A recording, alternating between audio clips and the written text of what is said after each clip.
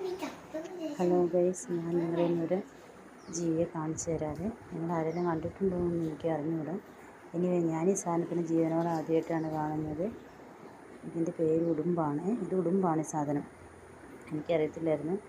ഇതിനെ കണ്ടിട്ട് എൻ്റെ മകൾ കൂടി വന്ന് പറഞ്ഞു, അമ്മേ ലിസാർഡിൻ്റെ വലിയൊരു ഒരു വലിയ ലിസാർഡിനെ ഞാൻ കണ്ടെന്ന് പറഞ്ഞിട്ടാണ് അവൾ ഓടി വന്നത്.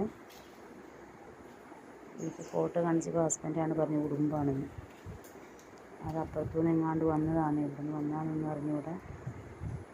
അപ്പുറത്തുനിന്ന് വന്നതാണ്. ഇതിനകത്തോട്ട് കയറിയിട്ട് ചുറ്റും ഇത് കെട്ടിയേക്കുന്നതുകൊണ്ട് അതിന് പുറത്തോട്ട് പോകാൻ പറ്റാതെ അവിടെ കിടന്ന് കറങ്ങുകയാണെന്ന് തോന്നുന്നു.